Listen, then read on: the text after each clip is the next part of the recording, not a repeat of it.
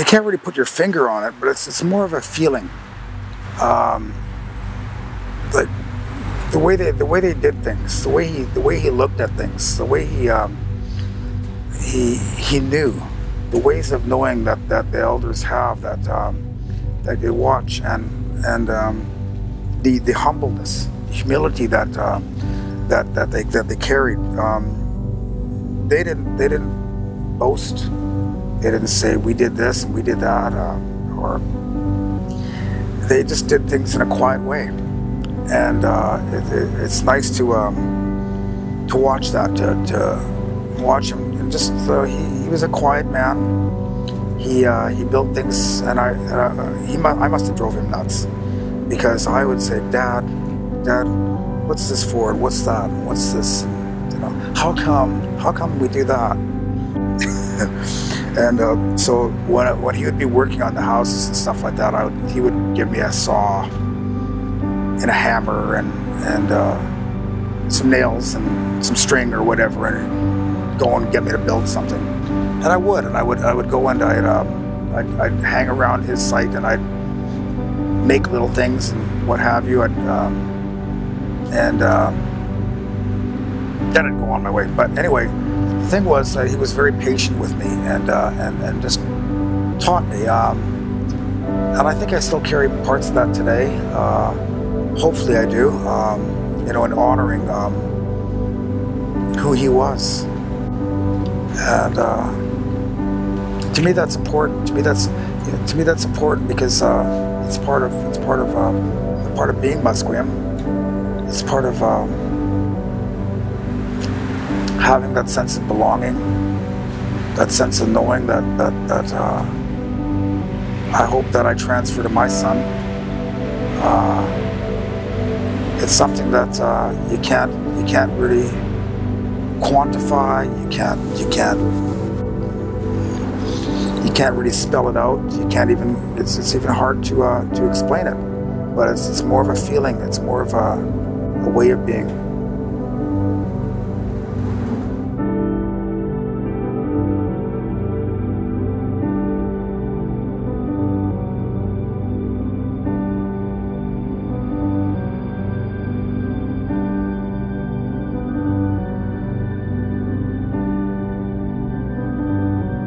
My name's Nancy Paris, and I'm the director of the Product and Process Applied Research team at BCIT. And we conduct product development and evaluation projects in a range of areas. This project has been a research project, a very applied project on the Canine obstacle course for the VPD. But you know, every project is very unique.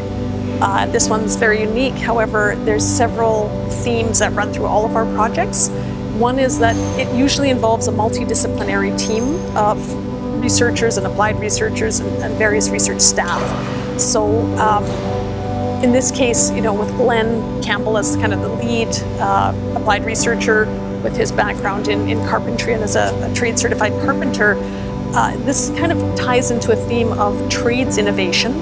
And that's an area that we're trying to shed some light on. We've actually been doing trades innovation for years, because part of our research staff include trades people. Both Ernie Jansen and Joe Newton have their trade certifications as well, and that's a bit unusual in applied research. You hear about PhDs and that sort of thing, and that's an important aspect.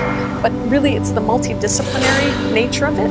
Well, it's an area that's always fascinated me as well, is the Aboriginal community and the objects they've created over the years, the canoes you see, the various pieces of technology that Aboriginal people have had, particularly in Canada, especially as you go farther north, the ability to use their natural surroundings to build technology to solve their problems. There's kind of a natural fit with what we do, right? Because that's essentially what we're up to here. So the ability to work with that particular group of individuals at BCIT, it's a perfect fit, essentially, with what we're doing, and I'd just like to see more of it. So yeah, no, it's been a very positive experience. BCIT is celebrating its 25th year of applied research. So we've been around for 50 years as an educational institute, but 25 years ago, BC gave BCIT the mandate to do applied research. So If you look at other colleges, a lot of them are also doing applied research, but they've sort of just started, maybe the last 5 years, possibly 10 at the max. We've actually been doing it for 25 years. Now, unfortunately, it's our best kept secret. And part of it is because BCIT is really about students and educating students, and we really are here to support that process. And so getting students here like Steve, getting them exposed to people like Glenn, is part of the student experience at BCIT. So the focus is on, through applied research, creating students that when they graduate, they have a bit more of that innovative mindset. So in addition to the value of the project work that we do to our clients, I feel it's very important that we're also providing students with a little bit of that innovative thinking that they might not just get in their regular classroom time. So when they start working in industry, they might say, maybe we should talk to somebody in a different discipline to help us solve this problem. Maybe we should get a team of people together that's multidisciplinary instead of just looking at this from one perspective, because solutions today are just, if you can bring that multidisciplinary approach, you're going to get a much better product. After that initial meeting, we talked some more about various other things, and he had mentioned that on the board there's a person, Sylvia, and that Sylvia was working on this obstacle course for the Vancouver Police Department. And I thought, well, that's kind of neat. So he says, Derek asked me if I'd like to go down to the VPD and just have a look to see what needs to be done. He knew that I was a ticketed Red Seal carpenter with a lot of years experience. So he asked me to come down and see if I'd have a look. So I agreed. So 7 o'clock the next morning, we went down and met at a coffee shop, and we talked about it for a while. And we went down to the VPD, and I took a bunch of pictures, and that's what started the ball rolling on this project. I took a bunch of pictures, and I talked to the dog handlers at the VPD, and then we started on a project. So they asked me if I would volunteer to come along and do this, and I agreed, and I thought it would be fun. So I did an estimation of the materials that were needed, and Derek and I have been working together ever since, and it's been a lot of fun. It's been wonderful. I think that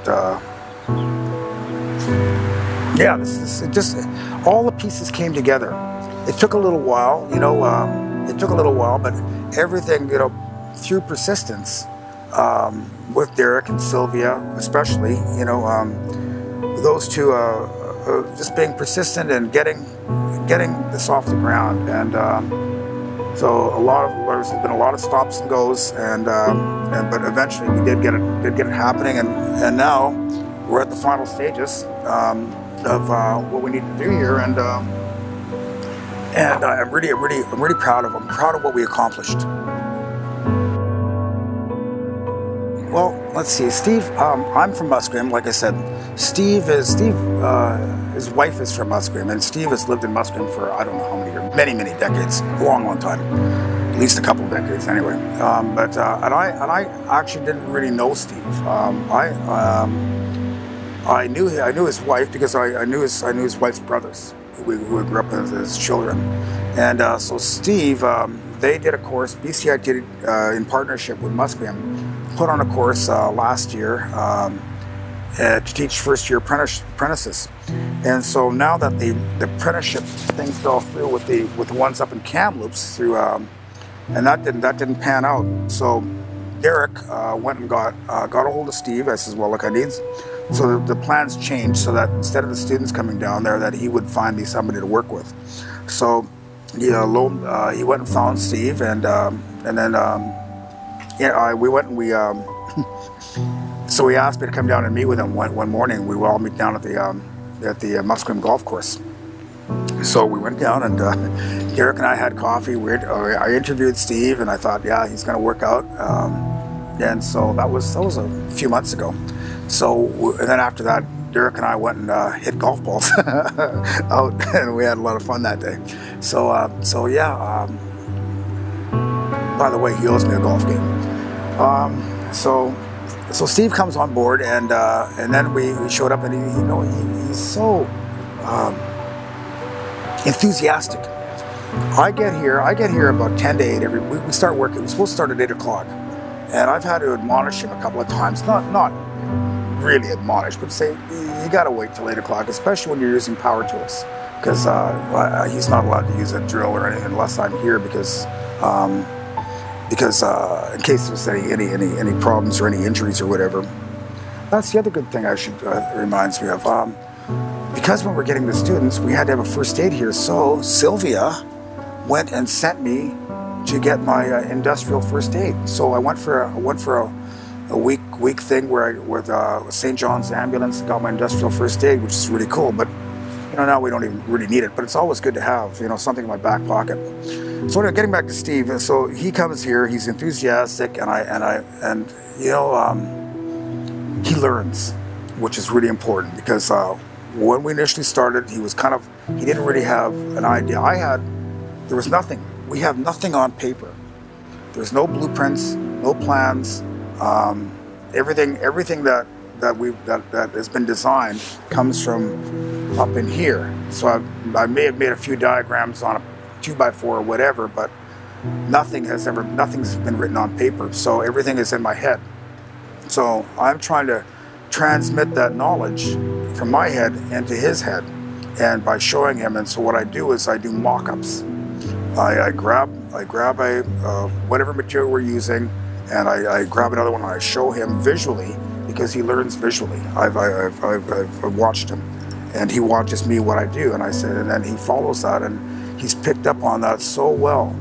He just absorbs like a sponge, and so he absorbs. So now he knows the process. Like, I get him started on something, and I let him go at it, and so that takes me away to go over and planning our next stage and our next stage and next stage. What are we going to do next? And so I get that ready, give him a project, he finishes that up. When he's finished that up, we're ready to move on to the next one. So it's worked like a well-oiled machine.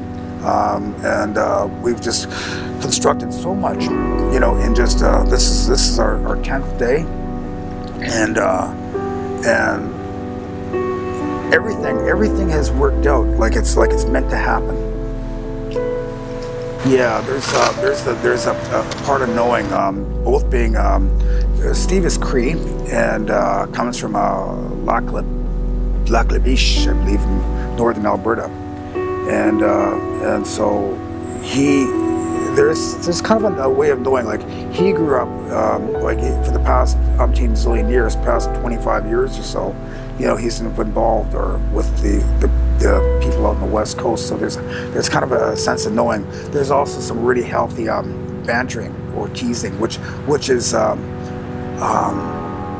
it's culturally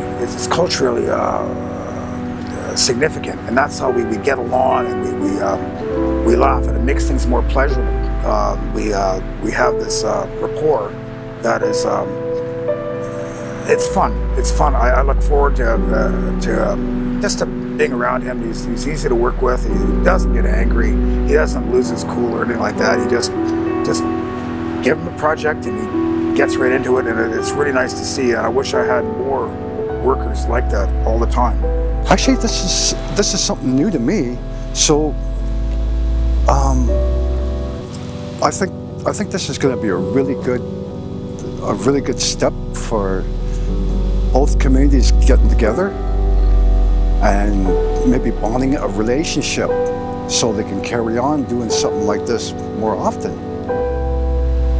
Because this would be pretty neat to do. I'm actually quite grateful that Aboriginal Services down here contacted me to help Glenn out to do this service. And I love doing this project.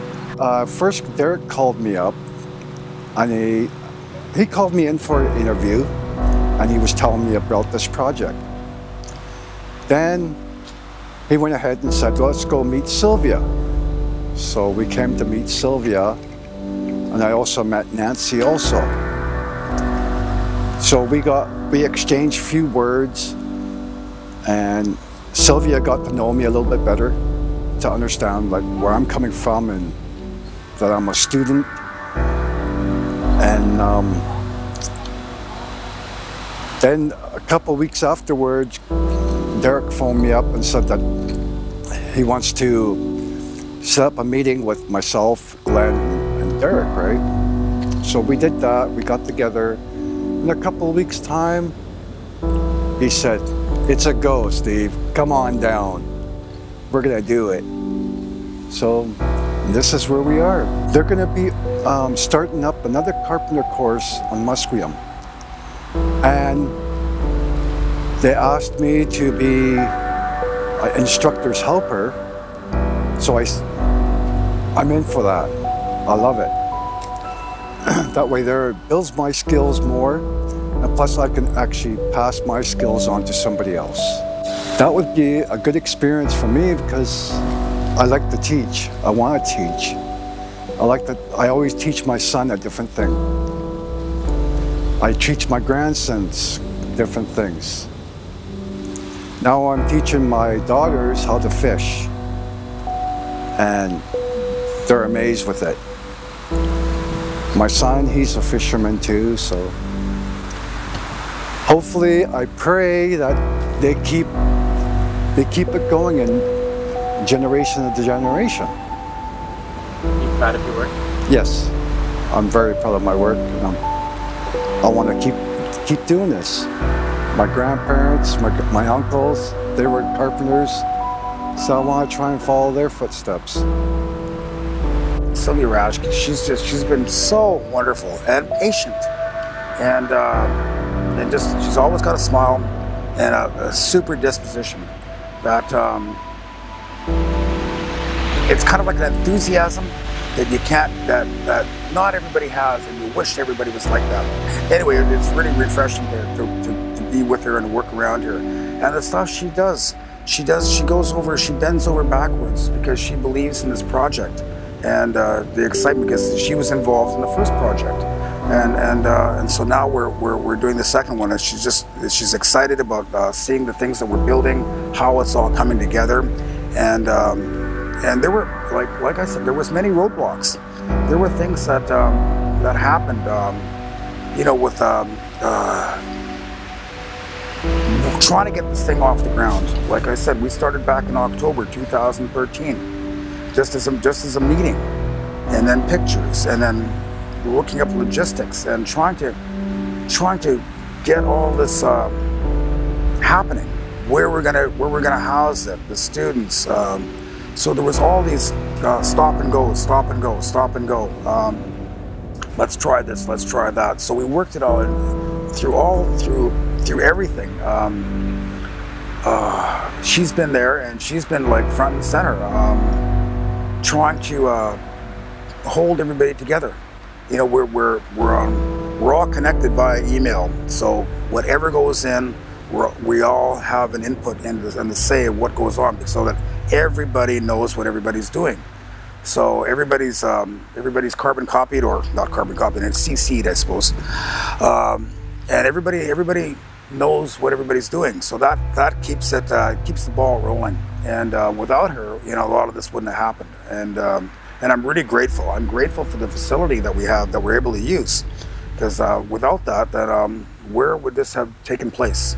And I'm grateful to BCIT for allowing us on their space and being able to do this, to do something good, give back to the community.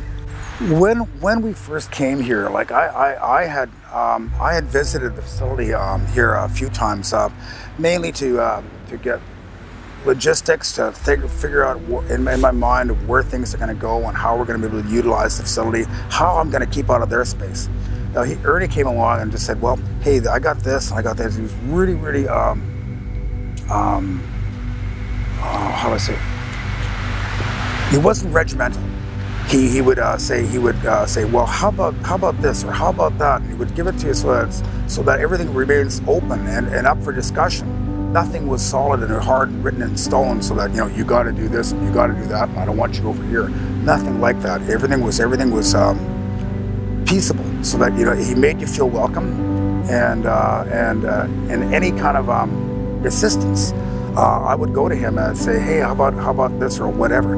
The other day, when I knew that he knew what I was talking about, and I kind of baited him, because I know he gets excited about things. He likes to make things. So, so I went to him and I said, hey, Ernie, I kind of got this idea about having to rotate this dog jump that we're designing. And I'm thinking, like, perhaps, you know, if I got something like this, and I drew a little whatever, and I said, you know, how do you think we could get that to happen? I knew, even before I asked him, that he knew that he would come up with something just like that. So he says, just give me a minute and I'll come back. He comes back to me half an hour and he says, how about this and this and this and this? And he's got all these ideas going in his head. And I said, wow, could you do that? And he says, oh, I'll have it done in the morning. And lo and behold, the next morning he's got these pieces, this bracket welded on, and he's got an idea of how it's going to fit. He's got all the angles up in his head, and he says, don't worry, I'll cut it. I got everything under control. And he did it. And he's a little bit shy, but you know, the thing is, like, you get him on something, you get him excited, and you know, he'll go with it. And it's working with all these people. You know, they're all been, because I know it's kind of like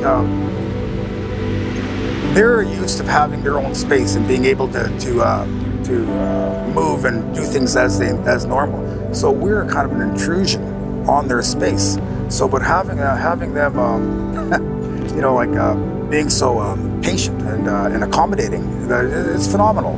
I've been asked to do some braces for dogs by a local veterinary clinic. And I said no problem, because one of the things I was doing when I was doing my PhD and living in Scotland was actually doing braces and orthopedic devices for horses with two of the universities there in Glasgow, or in Scotland. So coming back, there wasn't an opportunity to work with horses, but there was this opportunity to work with dogs. And then they said, well, we've got some questions around the veterinary care that we provide for police dogs. Would you be able to help us answer some of them? Could we use, you as in a research capacity? So we developed a concept and a project. At that time, Nancy was very much involved in that too. And that kind of got me into working with the police service. So I spend about half my time now working with police dogs and humans, and about half in prosthetics and orthotics. Because what then happened was the police people kept saying, well, if you can do this for my dog, why can't you do it for me? Because my back hurts too, my feet hurt too. So that kind of opened the door to police people research. But the dogs is still one of my biggest passions. And one of the things is why I really love working with the police dog services, because they're a group that really likes to stay under the radar. You almost never see them do their work. If the news cameras arrive, they just want to get out of there, because they just want to be out there with their dog doing their thing. And they very much care about the dogs. And having worked in Scotland with performance horses, I found the police dog service very interesting, because these are performance dogs.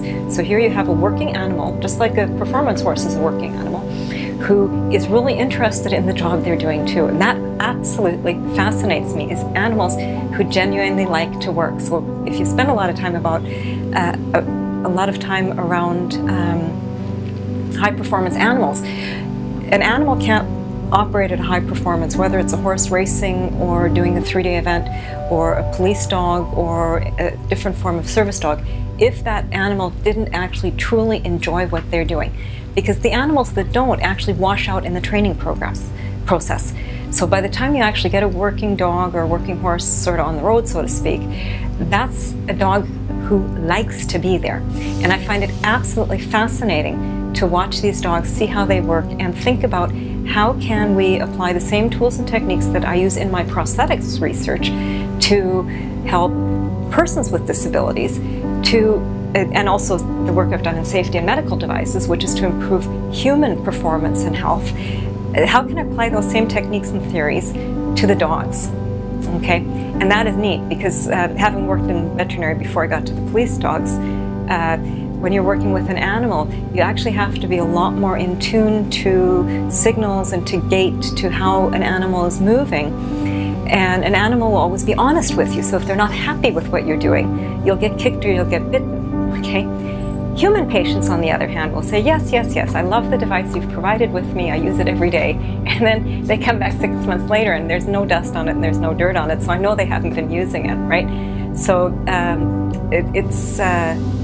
it's interesting, because I think that working with the animals makes me better at working with the humans, okay?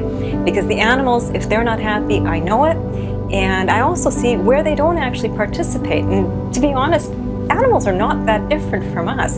So if an animal's not sort of participating or accepting what I'm doing for them, I need to reflect back and say, is this what I've done for my human clients as well? And maybe that's why they're not actually complying with the orthotic treatment or prosthetic treatment. It might be because they're just too polite to tell me what I'm observing with the animal. So I see it as a lovely compliment. Okay. So that then led me to sort of the evidence-based practices and doing anything and everything that I need, from building obstacle courses to supporting policy to writing government briefs in this area to support work in this area and make sure that we continue to be able to do little projects. I know a lot of people always ask me, what do police dogs have to do with BCIT or with the research that I do here under my lab, which is the Center for Rehabilitation Engineering and Technology that Enables. For short, we call it CREATE.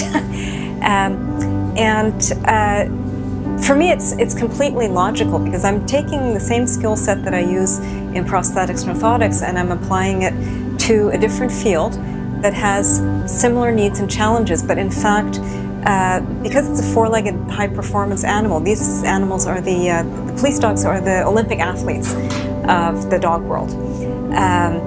This means there's actually an added level of challenge, because the dogs and handler teams are operating at such a high level of performance. So if we talk about, and I know it's really popular right now to talk about innovation and how innovation is good and innovation is how the province is going to move forward, how Canada is going to move forward.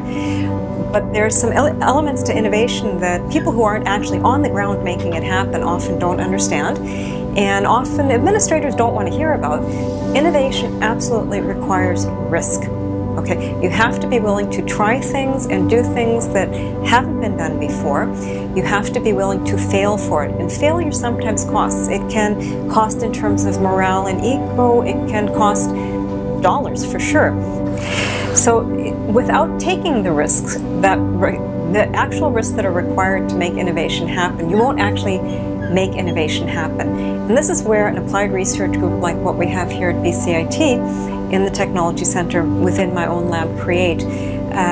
Our director, Nancy Paris, who you have interviewed, has created a really safe place, and she fights like a lion to keep us safe and to provide us that space that we need to take those risks and be innovative. And this is where the real knowledge creation happens. And I think this project is an absolute perfect example of how all of these things can come together, because we managed to scratch together the money and we managed to get all the paperwork in place to do it. That then gave Glenn the opportunity to really think innovatively and come up with a much better course. And then Steve, who was his student working on the project, did a lot of learning as a part of Glenn's thinking process and Glenn's design process. And all of this is exactly the type of projects that I like having supported under my lab CREATE. That's to me what CREATE is all about, is giving people that space to try different things. You know, not everything worked out, but that's okay. Other parts of it worked out brilliantly. And this is then where the learning comes, not just for the student, but for Glenn as well, for Derek and myself, in terms of how do you put people together and make that magic happen. And that to me is what innovation is about. And this is to me where BCIT is so important in terms of innovation within British Columbia and Canada, is because we've got this different kind of research group that you will not find at any of the research-intensive universities, and we make things happen. We make things happen on time, we make things happen on budget, and we can create magic with very, very small budgets. And we don't just work with industry, we will work with community groups as well, who don't have the money to go to consulting companies or having engineering firms solve their problems. Or in many cases, there aren't even companies out there who can have the interdisciplinary teams that we can set together here in applied research at BCIT to solve those problems. And then of course, having students mixed into that environment, this really gets students understanding what the real world is like, which is a lot tougher than what happens in most classrooms. So here, this is a crucible where they already can be tested a little bit and see what it's really like to be in the workplace. And I think that's all just amazing. we finally had everything in place, all the paperwork and all the things that had to be signed and the money that we needed. So at that point, Derek organized a meeting for us at the VPD, and Glenn, at that point already, I was totally blown away with Glenn because he was taking pictures and he was taking measurements, and I know he independently followed up with some of the police guys and really asked a lot of questions around what their needs were around a course like this. And that's kind of my research focus a little bit, is working with the end users and trying to really listen to what people in the community or front end need and reflect that back into whatever we develop on the research side. And Glenn has this way of just engaging with people that is very much like that. So, you know, it all stored away in his brain, and you know, he said he's got it covered and he's got everything handled. And then when the next step was getting the student, and Derek spoke with Steve, and Steve had indicated that he would be interested.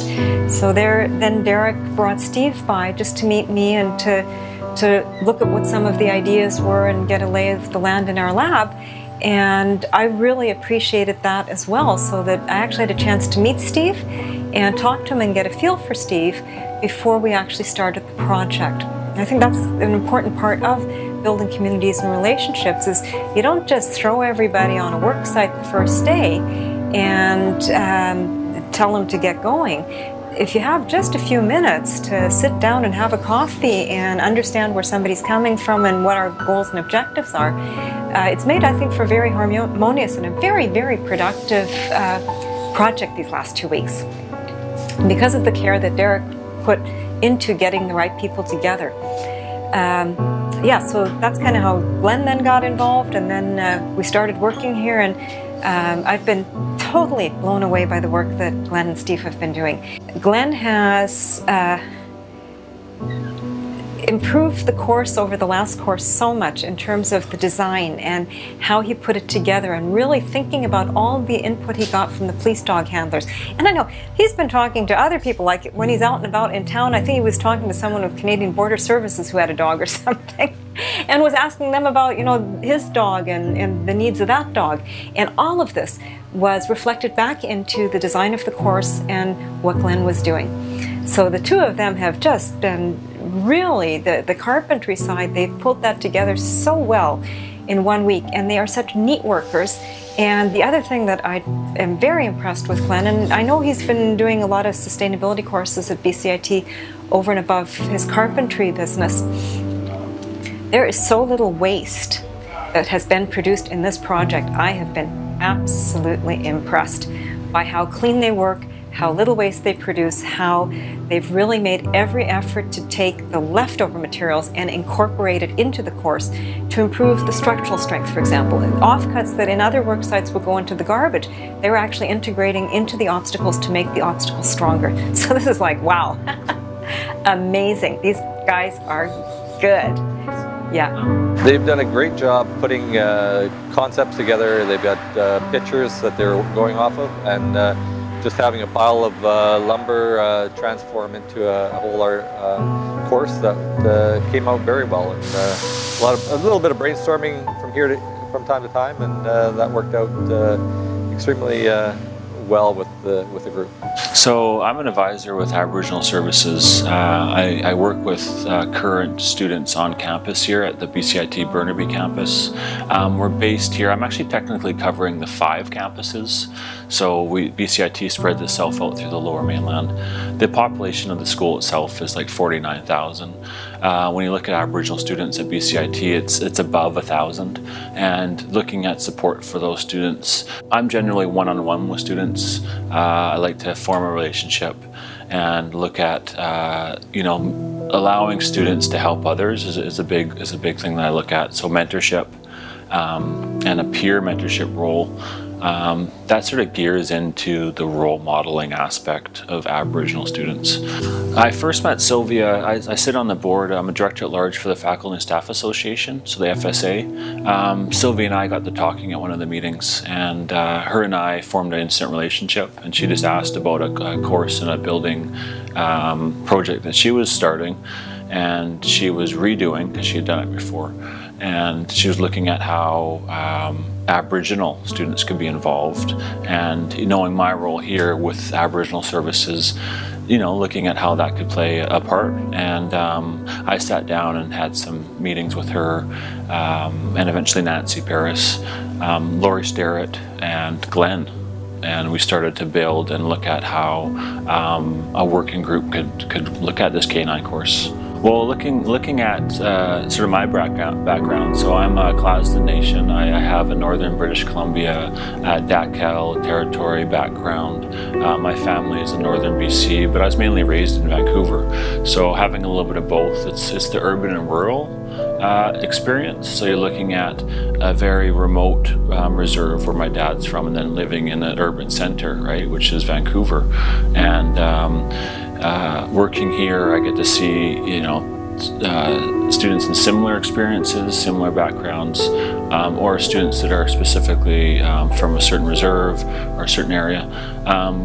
Glenn and I talked when he first came in. He was taking the construction operations course, and him and I were just kind of instantly bonded, right? Like, we looked at this sort of, hey, how you doing? It's the typical guy things. We kind of walk by each other with a nod and that, but then we get to talking, and I find out, his experience and his role in the program, and looking at how he has his relationships with Musqueam. And our late elder in the center here, her name was Norma Rose Point, and her and I were a team, right? We go back and forth, and she was a Musqueam member originally from Seabird Island, but married into Musqueam. And so I had a relationship there. So all these things kind of combined, and Glenn and I started talking, and it was just an honest, open relationship, and it's looking at how we could work together with his expertise, my networking, and I have the communication background, and looking at how we can put into place. Sometimes it's just putting the right people in the right room, and then we're at the point now where that's in fruition, is sort of full steam. We're in a project where everyone's just comfortable and everyone knows their role, and there's no back and forth. There's a little bit the things are in place, but Glenn and I really sort of gelled to start with. Steve came in a bit later with the project, so him and I also, I was out, actually we give, for the Aboriginal Service Department, we give an Outstanding Achievement Award for students. So I was out at the Musqueam carpentry class, which was actually the level 1, which was held out in the Musqueam First Nation, like the reserve there. And Steve was our recipient, so I was out there and I gave him the award. So it was a tie-in, so right, we have all these tie-ins. I looked at him as, not only giving him a department award, which was outstanding student within the class, but then also asking the associate deans here, so within the School of Construction and Environment, and saying, hey, is this, how's this punctuality, how's the timing, all that stuff. This is also knowing Glenn, right? Because you put the team together. You don't want someone that's going to be coming in late and missing days here and there. You want to have someone that's punctual. So, with my own knowledge and the knowledge that I have, and the awareness of interpersonal and the community building skills that I just have on a daily basis, was able to say and look at and bring a piece in with Sylvia's applied research area and say, hey, this is Glenn, this is Steve. Like, literally, when I introduced her to Steve and I walked up, and it could have been just a, okay, Steve's good, he's cleared to go. Steve and I walked up and sat down, and Sylvia talked with her for half an hour, right? And there was that connection. She knew who Steve was, and Nancy at that point met Steve as well. And there wasn't any questions after that. That was just part of the team, and it sort of comes into that full working group. And the influence of Aboriginal culture is definitely strong. There's that sense of sharing. There's that sense of awareness and respectful awareness of others' space, but also time. We are on a 2-week sort of timeline with this, and looking at getting this project complete. If you generally look at the sort of the craftsmanship and the partnership that's being taken place on this build, it takes into heart so many different pieces of culture. And this is from my perspective, and this is, you know, looking at how I'm looking at really two professionals and two friends, I want to say, and two co-workers, in Steve and Glenn. These partnerships don't always happen naturally, right? This was something that was built, but yet it formed into a working team that gelled. It's from my eyes, I saw the Musqueam relationship. So for me, the recognition of Musqueam culture and protocol was very important, being one of the Coast Salish nations that the campuses reside on, and looking at Glenn as a Musqueam First Nation member, and then looking at Steve, who's lived on the reserve there for 20 plus years.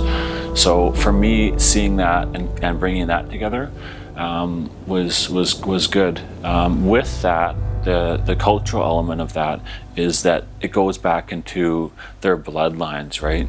So when Steve starts asking his partner about Glenn's relationship, they'll go back to generations, right? They're looking at, like, this is, oh, the uncles, aunts, grandfathers, grandparents, and this is how we're actually either related, or this is how our families have worked together in a traditional sense.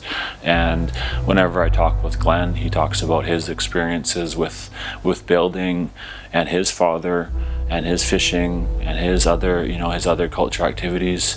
And then when I talk with Steve, he's about, we got an early run right now for the salmons, right? And he's out there, he's getting ready for that as with the steward run. So he's out there getting ready for that, and bringing the two together for me was just a natural fit because of their relationship with their First Nation. But I think looking at how your others see that through a project like this is as important as well.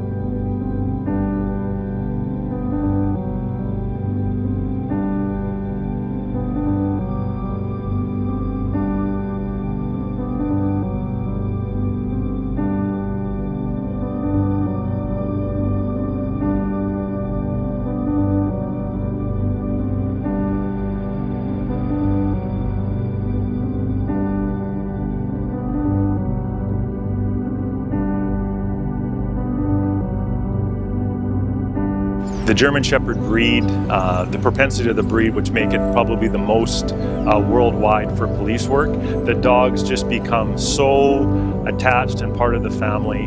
They are such highly well trained, yet for most people, they do have certain characteristics that make them very, very useful for police work and apprehending people, but by nature they are very, very solid and have unbelievable temperament and are very social dogs. They are all part of our families. They come on vacations with us. We do lots and lots of demonstrations, and even we have one of the dogs here today, police dog Nico. Most people do not believe, they can't, gee, your dog is so friendly, I didn't know he was a police dog.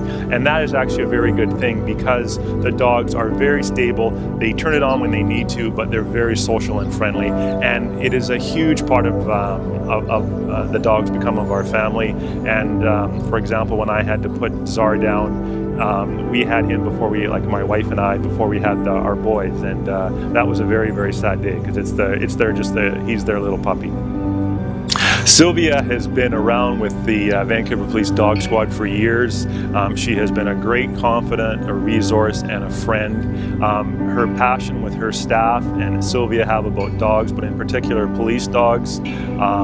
It has been wonderful. My last 8 years working with Sylvia in a variety of projects, and when this collaboration came to effect, Sylvia was just, she couldn't be more helpful, and it has been fantastic to meet other BCIT BCIT faculty and what this project has delivered. Through our networking with Sylvia and the idea that Sylvia initially provided the obstacles to us, and due to the weather and the conditions that we have in BC, the obstacles needed to be replaced. In consultation with Sylvia, she had a brainstorm that we could not only do this with BCIT, but we could involve the Aboriginal students and basically make it a pyramid where there's 3 different partners working together for a common goal, is to build this obstacle course, which is so needed for what police dogs do for training, for our demonstrations. So to have BCIT involved and to have the Aboriginal students doing something to help police dogs, to me, everyone benefited, and it's been a wonderful project, probably the last 4 months that we've undertaken this.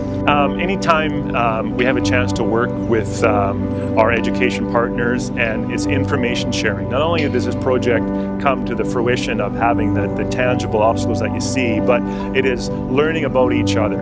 I have learned so much about Sylvia and her staff and what projects they do, and they in turn learn about police dogs. They learn about the relationship that we have, how finely tuned animals that they are, and everyone benefits. And when you put in how we have this other resource come together, they also learn about that, and they're doing something positive for their community. So as I stated, it's just a complete win-win situation for everyone.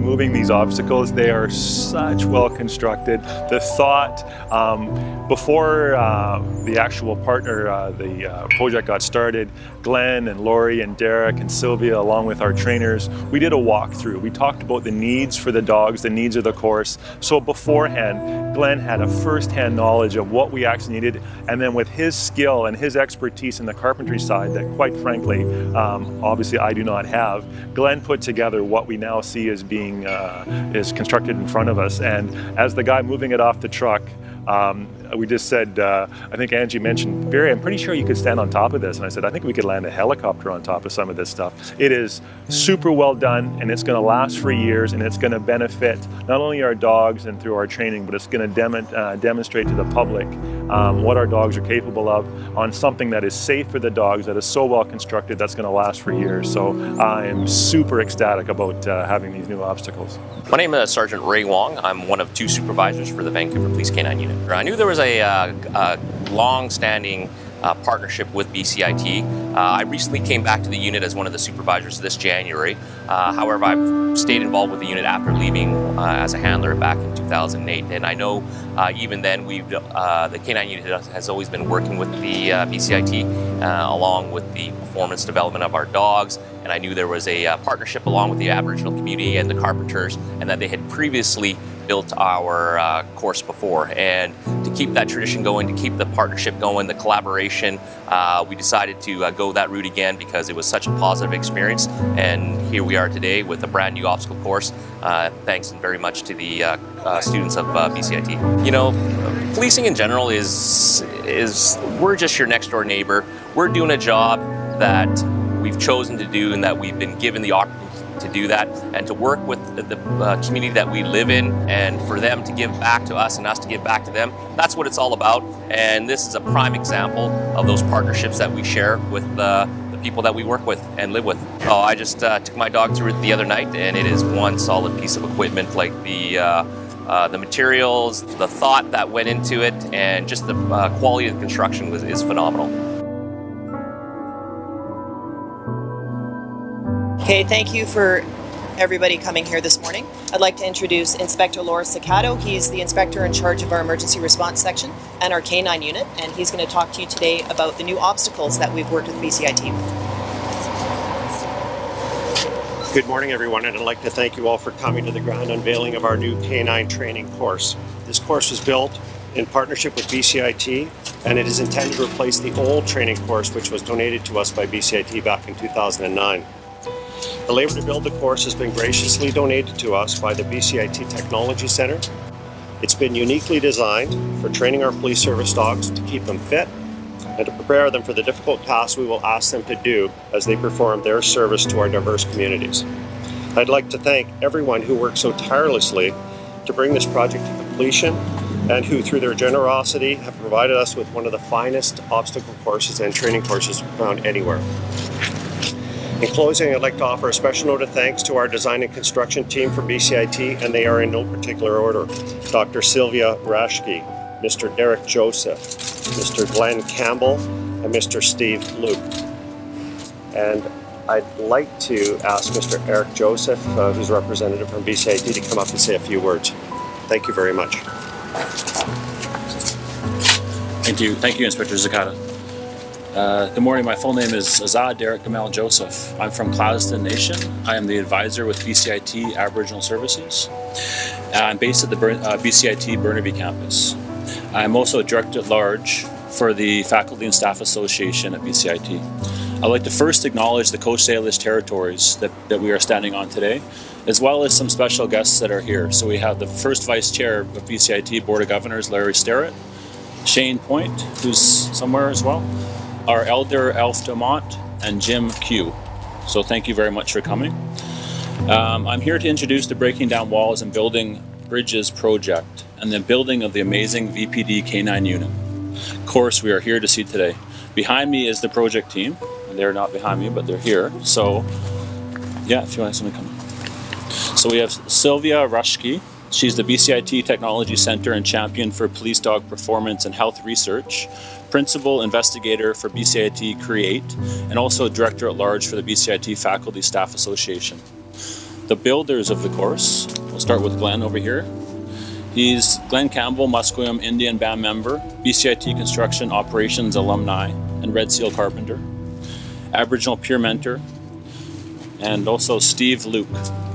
So Steve Luke is Cree descent, Musqueam community member, BCIT Carpentry Level 1 apprentice grad, and Aboriginal peer mentee. So this project showcases the great skill set of First Nations students and alumni. The BCIT School of Construction and Environment produces, the great support BCIT Aboriginal Services Mentorship Program provides, as well as the great applied research of the faculty and staff work at within BCIT. This partnership with VPD showcases BCIT's involvement with industry and building community, Aboriginal builders, BCIT Technology Center, BCIT Aboriginal Services, and the VPD. It also showcases a positive working relationship with Aboriginal people and the VPD. Sylvia, Glenn, Steve, and the VPD, mainly Barry Cook at the start, and I sat down and decided to use the Breaking Down Walls, Building Bridges theme to provide a positive showcase of project being done at BCIT. The intent is to showcase that this project is possible, and with it, a community is also being built. It spotlights not only the great craftsmanship of Glenn and Steve, but also acknowledges the acknowledgement of the traditional territories of the Musqueam Indian Band and the community services of the VPD Canine unit. This acknowledgement is meant to signify positive direction and craftsmanship, which is held by the Coast Salish First Nations, Aboriginal people, BCIT, and the VPD. We are also happy to have the new VPD Canine course being used by the dogs and showcase the great insight this team behind me holds. So Haichka, and thank you from all of us at BCIT to Inspector Zakato, Sergeant Ray Wong, and also Sergeant Barry Cook. So thank you.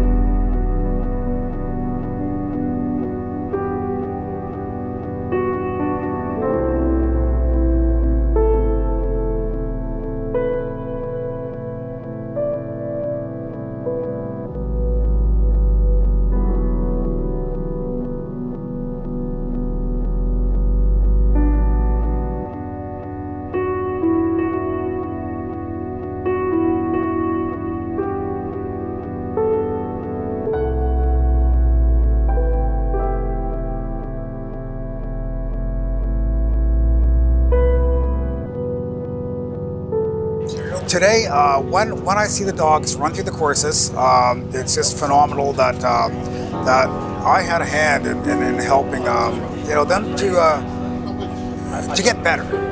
you know, when you look at the course and you look at talking to the handlers here, and they are thrilled.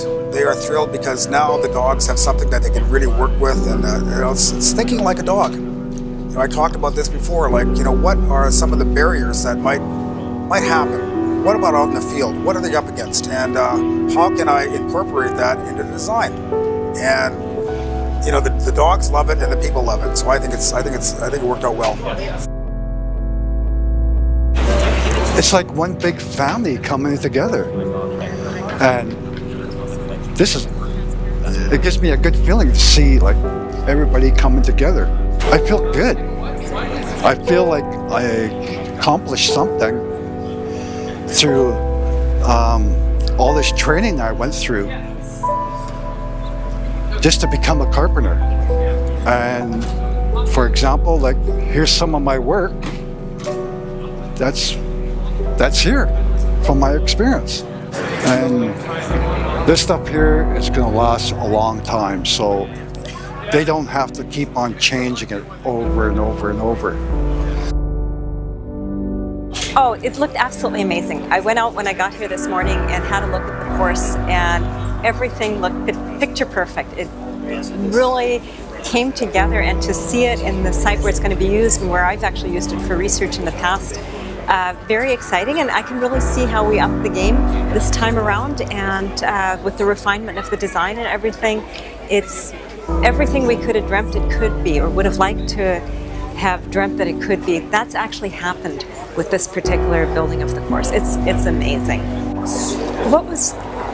What was lovely about this project was that Derek, when he first got involved, really understood this concept of community and how you have to work together at a person-to-person level to build not just things, but build relationships. And that is what building community is about. It's the interaction between person to person and building that understanding that we're all working towards some sort of a common goal. Derek set the playing field for building community within this project beautifully, and this really came out in the final product. Glenn came extra over and above what he had been asked to do and met with the police dog handlers and really, you know, had a couple of those extra meetings and visits to make sure that he really heard everything. What he heard really got translated into what the final product looks like. That is what community is. Community is people talking to each other, and more importantly, listening to each other, and then responding to what you're hearing. This team did that. The team listened to each other and really harmonized. We had a lot of fun building the course because there was that essence of team and the understanding that it's about human relationships first, and it's less about what the actual task at hand is, because it's building those relationships and understanding that when things work together in synergy, we actually end up with a much more effective, beautiful final product. That's what lifts people's spirits and really gets them motivated to do more in the future and maybe to give back to their own communities then. And this project really had all those elements in place. People listening, people communicating, people adapting on the fly to the feedback they're getting. And now we have something that's a lasting legacy. And that again is great. You know, a lot of students get involved in projects that then end up having to go to the recycling bin. Here we've got a student who helped to build something that will be used on a daily basis, that tons of school kids are going to come to see when they do the dog demonstrations. So here's a student who was able to be a part of something that the VPD is going to be using on a daily basis. And that must be, you know, I'd have to ask the student, you'd have to ask Steve, but I think that must give a much more warm feeling for a final project on a student than some of the other student projects they might be engaged in. I think for me and for Steve, legacy is actually important, and legacy means not doing something that sort of promotes myself or Derek or the student. Legacy is something that we do and somebody else benefits from so that they have that legacy. And I truly believe BCIT, because we are such an applied institute, both on the educational and research side, BCIT, through projects like this, leaves a permanent mark on British Columbia. So it's not something that ends up as a journal publication on a shelf somewhere, but this is BCIT leaving a legacy piece that the community actually uses, that ordinary people use, not just other researchers. To me, this type of legacy work is what BCIT really excels at. This is yet another legacy piece that BCIT has built for the province of British Columbia, and we're proud to have been a part of it.